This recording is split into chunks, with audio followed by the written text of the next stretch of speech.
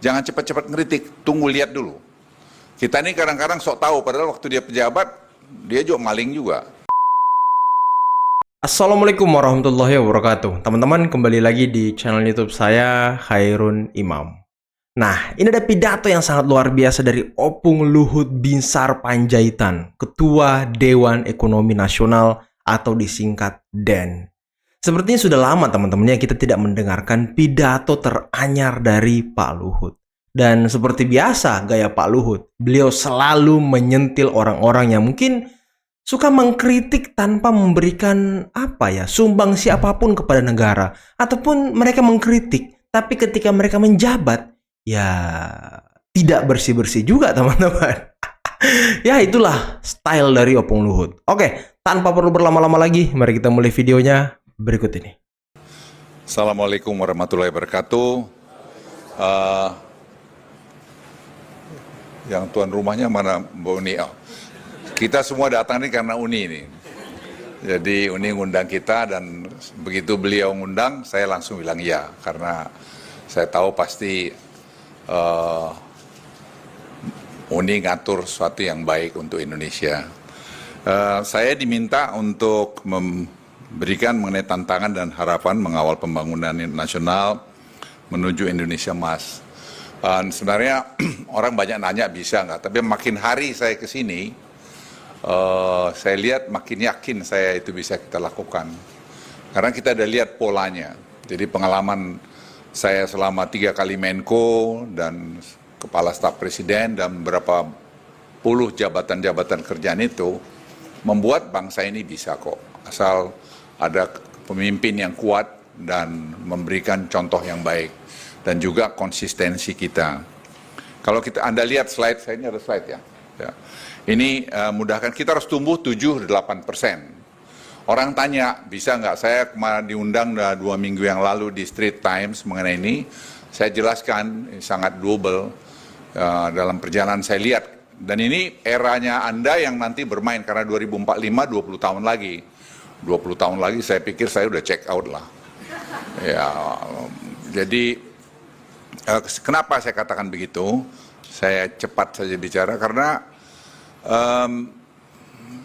kan kita lihat itu sebenarnya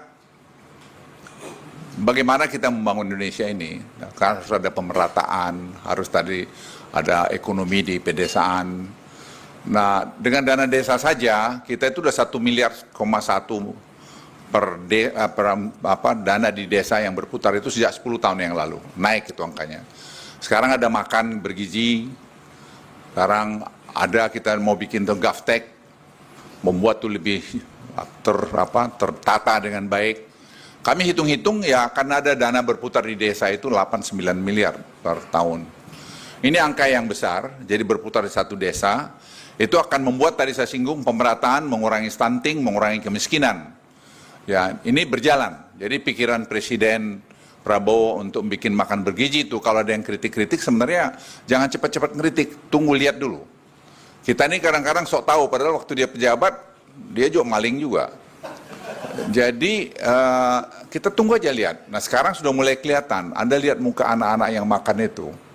Mereka mungkin banyak yang jarang makan ayam, jarang makan telur, sekarang makan. Itu akan terjadi perputaran ekonomi nanti di desa itu, harus beli ayam, beli telur, dan sebagainya. Ini yang disebut Profesor Mubiarto dari UGM, Ekonomi Pancasila. Jadi sebenarnya tanpa kita sadarin kita mulai mengimplementasikan apa itu ekonomi Pancasila. Jadi itu bagus. Jadi bisa nanti mendorong pertumbuhan ekonomi kita juga. Yang kedua sebenarnya waktu World Bank datang ke kantor saya 3 minggu yang lalu, dia kasih presentasi mengatakan Indonesia salah satu negara yang mengkoleksi pajaknya paling jelek. Kita disamakan sama Nigeria waktu itu. Saya agak tersinggung juga itu. Kok iya? Saya ke Nigeria 2 kali. Terus akhirnya saya bilang sama dia, kita sudah mau bikin GovTech. Itu. Kenapa saya singgung GovTech? Pengalaman saya waktu menangani COVID. Waktu menangani COVID, kita pakai Peduli Lindungi. Peduli Lindungi ini itu dibuat anak-anak Indonesia. Jadi kita bukan import itu barang. Kita hampir tidak ada keluar uang di situ. Tapi dengan tadi apps Peduli Lindungi ini, kita bisa tadi mengkontain atau mengontrol perpindahan penduduk dan tadi keamanan satu gedung, satu daerah yang mengurangi penyebaran COVID waktu itu. Jadi pengalaman itu ada. Nah, Peduli Lindungi ini itu punya 150 juta yang terdaftar di dalam. Dan itu sampai hari ini masih jalan. Terus kita kemudian bikin Simbara. Simbara sekarang semua mineral kita masukkan di sana. Itu sehingga orang tidak bisa, misalnya tadi Pak Tommy punya KP batubara, kita tahu jumlahnya berapa, produksinya berapa, kalorinya berapa, dia mau ekspor berapa, dia sudah bayar royalti belum, sudah bayar pajak belum, ada utang di pemerintah belum. Once itu terjadi, otomatis blocking. Itu sekarang sudah jalan, dan itu menaikkan penerimaan negara 40%, 30-40%. ICOR kita jelek, sehingga kita inefisiensi 30%, 35%. Itu setara kira-kira mungkin hampir 60-70 miliar dolar. Angka yang sangat besar sekali. Nah ini semua kita tata nih, kita urut ini semua, identifikasi semua masalah ini.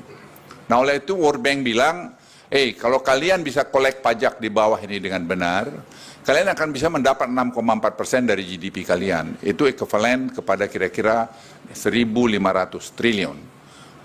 Potensi yang kita bisa ambil, dan itu kita pelajarin.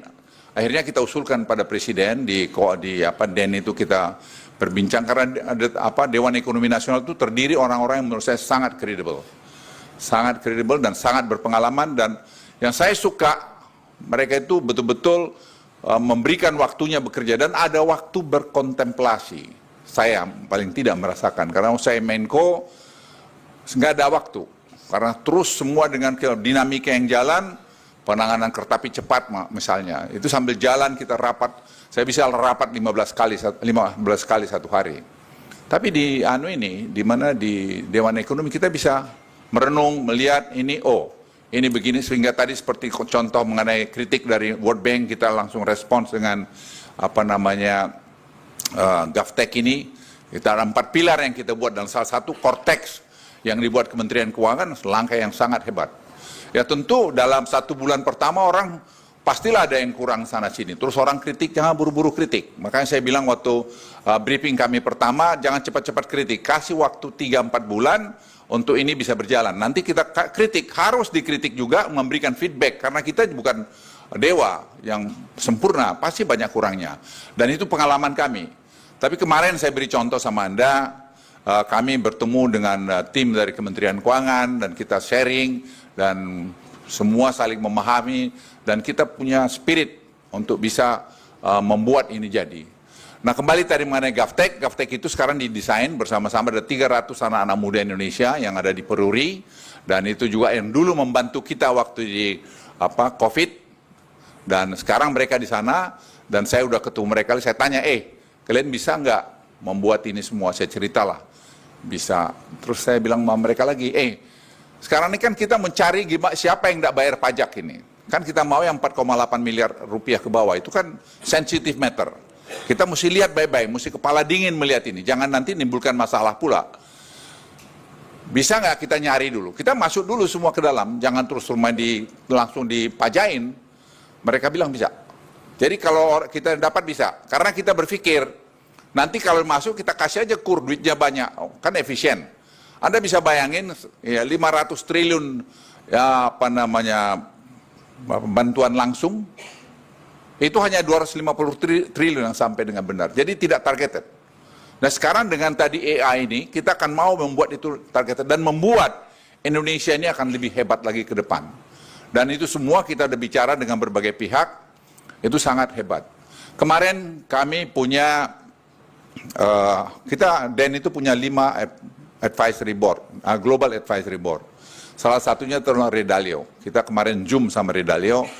Yang saya tertarik, dia bilang, sekarang itu perang itu udah berubah. Bukan hanya perang tembak-tembakan aja, tapi perang chip.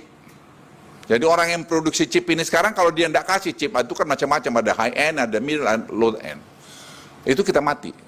Kita sekarang ini mulai ketinggalan ini, dia ingatkan. Dia bilang hati-hati Indonesia ini bisa ketinggalan. Dan kita bisa ketinggalan dengan Johor. yang sekarang membuat jadi special economic zone. Mereka nyontoh dari kita, tapi mereka memberikan insentif lebih bagus lagi. Kita ini kadang-kadang berpikirnya, saya bilang sama Febrio nih, Feb, lu mintanya untung melulu. Orang kasih juga dong untung. Jadi hidup ini nggak bisa dong hanya untung doang. Jadi family office, kita lambat, sekarang mereka udah buat. Mereka udah buat, karena ada duit banyak yang mencari tempat singgah yang dia merasa aman. Dan si Ray Dalio bilang sama saya tadi kemarin malam, dia bilang, Pak Luhut, Bali, why not Bali? Bali is the size of Singapore. Make it Bali like Singapore. Jadi regulasinya, inkonsistensi regulasi di kita masih banyak. Maaf pemimpin-pemimpin kita yang tidak konsisten. Hari ini bilang ini, besok bilang begitu. Itu tidak boleh. Saya sudah lapor Presiden, saya bilang Pak Presiden, ini yang harus diperhatikan. Kenapa? Kemarin ada menteri dari Singapura datang ke saya. Dia juga dengan bahasa Inggris yang sangat halus, mari yang dampingin saya, menyampaikan komplain dia. Bagaimana kalau kita kan sudah begini-begini kok ada suara begini. Saya bilang, don't worry, when we promise, we're going to deliver our promise. Don't worry about this. Jadi apa yang saya ingin sampaikan pada Anda? Potensi yang saya gambarkan tadi banyak sekali yang bisa membuat Indonesia ini lebih bagus. Global situasi ini, politik ini sekarang memang penting kita perhatikan. Anda tahu bahwa sekarang gas yang dikirim ke Eropa mulai mau dikurangin dan mereka alihkan ke Cina, itu kan merubah nanti bagaimana keadaan geopolitik di dunia ini. Dan kita senang sekarang kelihatan bahwa ceasefire akan terjadi di mana, di Gaza. Dan tadi malam saya ketemu dengan beberapa orang dari Eropa yang dia minta Indonesia untuk terlibat nanti membantu rumah sakit anak-anak di Gaza yang nanti saya mau laporkan Presiden untuk kita nanti deploy karena ada 13.000 kata Bu Maria, 23.000 anak-anak yang memerlukan misalnya kaki palsu, tangan palsu dan sebagainya, dan itu berkembang. Dan saya pikir saya nanti akan sarankan Presiden untuk itu nanti Indonesia juga membantu. Yang konkret kita bantu. Jadi saya kira itu satu, keadaan geopolitik saya sudah singgung, kita juga belum tahu bagaimana di Amerika dengan tarifnya si Trump ini, dia mau sampai berapa jauh. Tapi yang saya senang tadi malam saya bicara dengan teman-teman saya di Amerika, mereka bilang, bagaimana kalau Indonesia juga dengan Amerika menyangkut critical mineral, ownership-nya bisa bersama. Saya bilang kita sangat welcome sekali. Dan sekarang intinya satu, yaitu kita harus saling menguntungkan. Jadi tidak satu untung sendiri. Dan negara Indonesia ini terlalu besar untuk berpihak kepada superpower manapun. Dan apalagi dengan kondisi kita sekarang ini, itu saya kira sangat penting kita pahami, kita tidak perlu berpihak kemana-mana. Kita harus menentukan maunya kita. Seperti BRICS. Itu BRICS tanya kenapa? Itu big market buat kita. Apa yang salah? What's wrong with that? Nah saya juga bilang sama teman-teman saya Amerika, sebenarnya kalian itu saya juga, tadi malam saya omong, saya bilang, saya kadang-kadang lucu kalian itu. Kalian mau kami dekat sama kalian. Padahal di kantor saya itu nggak ada yang dilatih di sekolah di Cina, nggak ada. All the member of in my office itu latihannya di sekolahnya di Amerika. Sekolah-sekolah top di Amerika. Nggak ada, saya ingat saya cuma satu orang. Tapi kalian juga nggak bantu kami. Kalau kami pengen ke sini kalian marah, kami kan harus survive. Ya kami harus survive, nggak bisa dong. Saya bilang don't blame us, blame your policy. Jadi saya bilang kalau nanti pemerintahan baru ini, policy kalian itu, masa kalian datang berkunjung ke negara yang tetangga yang kecil aja dari kami. Kalian nggak lihat Indonesia, tapi oke lah, tapi jangan marah kalau kami juga nanti berpedagang dengan tempat lain. Dan saya juga ingin sampaikan teman-teman sekalian, saya sampai pada kesimpulan, tidak ada negara maju, saya ulangi ya, tidak ada negara maju yang ingin negara berkembang jadi negara maju. Itu Anda pegang. Jadi we have to survive. We have to do it by our own. Itu menjadi penting. Kenapa? Kita kalau satu level sama dia nggak bisa dikte-dikte kita lagi. Ya, kita penghasil palm oil terbesar di dunia, dia masih atur dengan segala macam. Kok dia yang nentuin? Kita nggak bisa itu. Jadi saya sudah minta pada Anda sekalian, kita jangan ragu-ragu bahwa negara ini negara besar, kita bagus, dan saya kira dengan leadership yang sekarang, ya Presiden Prabowo itu di-quote paling banyak pidato yang sekarang, tinggal kita bicara eksekusinya aja. Dan kemudian kalau kita lihat pertumbuhan ekonomi dunia ini juga kurang optimal, inflasi mulai meningkat, Amerika mulai naikkan suku bunga sehingga dolarnya menguat, ya rupiah kita tentu agak kena. Dan kita, saya kira kemarin di DEN kami udah mulai diskusi bagaimana apa polisi kita untuk ini. Dan saya katakan tadi, mungkin DEN ini yang menjadi bagian yang penting daripada proses pengambilan keputusan dari Presiden, karena sempat di sini dilakukan pengkajian yang dalam. Kemudian volatilitas dari keuangan global meningkat, seluruh juga mata uang global terdepresiasi. Kalau kita lihat rupiah sebenarnya, kalau lihat persentasenya kita masih lumayan sebenarnya. Nah, tapi langkah-langkah dari DEN, karena banyak pakar-pakar di sana saya lihat, dan juga kita dengar pendapat seperti dari Redalio tadi malam, dia mengatakan kalau kalian konsisten dengan polisi kalian, Indonesia itu tetap masih menjadi tujuan investasi yang terbagus. Jadi dia minta seperti family office, terus kemudian special economic zone.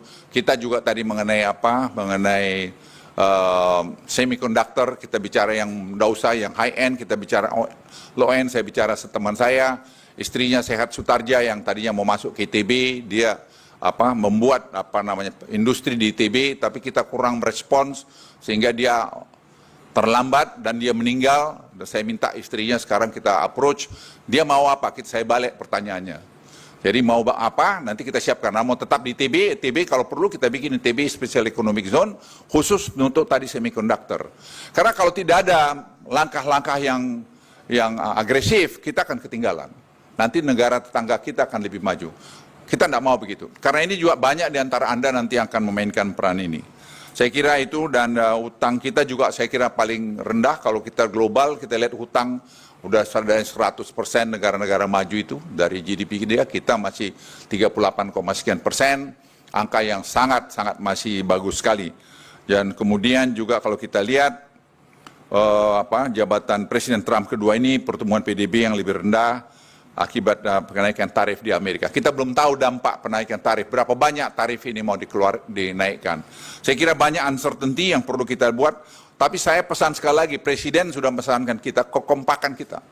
Kita harus bersatu dengan keadaan situasi global yang tidak bagus ini. Saya minta kita semua kompak. Kritiklah, tapi kritiklah yang membangun, jangan kritik yang destruktif. Tidak ada gunanya kita cakar-cakaran. Dan saya kira sampai hari ini, apa yang saya lihat, dan bukan saya yang bicara, banyak orang mengatakan Presiden punya policy, kemauan untuk berantas korupsi, untuk membuat lebih transparan. Itu saya kira sudah mulai terlihat. Dengan contoh GovTech ini, saya pikir salah satu bukti dari itu. Dan kalau ini sampai terjadi, dan harus terjadi, Presiden kemarin itu, udah seminggu lalu, telepon saya, bisa nggak, itu tanggal 17 Agustus sudah kita launch. Saya bilang, ya boleh di launch, tapi belum sempurna, karena itu bisa beberapa tahun kita bisa lakukan. Mungkin dalam 2-3 tahun ke depan sudah akan kelihatan buahnya. Kemudian yang terakhir dari saya mengenai AI. AI ini menjadi sangat penting, artificial intelligence. Kenapa kita tadi dorong betul-betul GovTech ini? Karena AI ini sangat membantu, tapi the same time ini juga bisa sangat mengganggu kita. Jadi kami di kantor itu, malah saya kemarin baru bilang sama Seto, kita mesti ada satu tim yang ahli mengenai AI, karena AI ini betul-betul ya sangat penting, tapi juga pada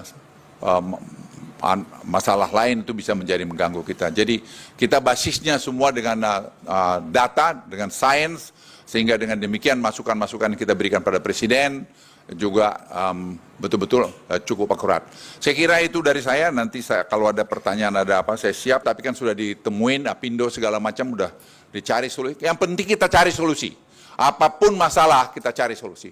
Kalau nggak ada masalah di sorga aja nanti kau. Tapi kalau masih ada masalah, masih di dunia ini pasti ada masalah. Jadi ya jangan terus buru-buru pesimis. Cepat kita lihat aja.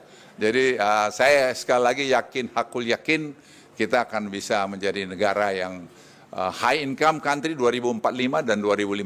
Saya kira kita bisa negara maju. Jadi saya very optimis, tapi kita harus kompak dan kita harus percaya pada pemimpin kita untuk kita bersama-sama membangun Indonesia. Wassalamualaikum warahmatullahi wabarakatuh. Waalaikumsalam. Terima kasih Pak Luhut. Pak Luhut, Mohon izin tetap di tempat Pak. Depan dulu Pak. Nah teman-teman, itulah tadi pidato yang sangat luar biasa, pidato yang sangat berapi-api, dan pidato yang sangat optimis dari Opung Luhut Binsar Panjaitan. Beliau sangat optimis kita bisa mencapai Indonesia Emas 2045 dan kita bisa menjadi negara maju tahun 2050, teman-teman. Ya tentu dengan sumber daya alam dan sumber daya manusia yang memadai, teman-teman. Kalau sumber daya alam kan ya hilirisasi dan segala macam. Sumber daya manusia ya orang-orangnya yang harus cerdas, punya IQ yang bagus, yang bisa membawa Indonesia ini ya lebih unggul gitu di dunia ini, teman-teman. Dan tadi bagaimana Opung Luhut menyentil orang-orang yang mungkin selalu mengkritik, tapi ya tidak bisa bercermin gitu ketika mereka berkuasa, ketika mereka mungkin menjabat, ya tidak bersih-bersih amat, teman-teman. Mereka juga mungkin nyuri, asik, ataupun mereka juga mungkin kotor gitu ya kan, atau bermain sesuatu gitu. Nah ini kan yang tidak disenangi sepertinya oleh Opung Luhut. Dan ingat nggak kalian, orang-orang yang mengkritik makan bergizi gratis, yang mungkin salah satunya yang ada di kabupaten apa ya yang keracunan itu, teman-teman, saya lupa. Nah itu kan para pembenci langsung memframing bahwa makan bergizi gratis gagal, program tidak berguna dan segala macam, merusak anak sekolah karena makanannya begini begitu. Ya ini kan hanya terjadi di beberapa lokasi, teman-teman, tidak merata gitu. Dan pemerintah ketika melihat makanannya mungkin kurang tepat atau kurang bisa dinikmati, ya semua di kabupaten itu langsung ditarik loh. Dan diganti makanannya, teman-teman. Dan orang atau siswa yang sudah terlanjur keracunan langsung segera ditangani oleh pemerintah juga. Ya jadi pemerintah bertanggung jawab lah. Dan ini kan menjadi bahan evaluasi untuk ke depan lebih baik lagi. Ya namanya program baru, teman-teman, ya program yang baru launching. Apalagi ya ini bukan untuk sedikit orang, bukan untuk sedikit siswa yang mau dikasih makan, tapi banyak banget. Ya pastilah ada minusnya, ada kekurangannya. Sama lagi nih, teman-teman, ya. Ada satu sekolah ataupun beberapa sekolah kali ya yang melarang siswanya untuk memfoto makanan kemudian diposting. Ya ini kan indikasi takutnya kenapa dilarang gitu. Jangan sampai nanti ada permainan di situ. Tapi para pembenci ini mengatakan bahwa wah pemerintah melarang untuk memfoto makanannya, takut dikritik, takut di ini. Aduh, ini kan hanya terjadi di lokasi-lokasi tertentu, tidak terjadi di semuanya. Dan ini bukan atas inisiatif pemerintah. Bahkan ya Badan Gizi Nasional kalau nggak salah ya, yang menangani makan siang gratis ini, dia menganjurkan dan menyuruh siswa-siswa ini untuk memfoto makanannya kemudian diupload ke sosial media. Ini kan sebagai bentuk transparansi. Tapi pembenci memframe bahwa pemerintah lah yang melarang. Nah inilah orang-orang yang mungkin dibenci oleh Opung Luhut. Mengkritik seenaknya, tapi ya zero juga, teman-teman. Oke lah, mungkin cukup sekian dulu video kali ini. Jangan lupa teman-teman like, subscribe, dan share videonya. Akhir kata, billahi taufiq wal hidayah. Wassalamualaikum warahmatullahi wabarakatuh. Bye-bye.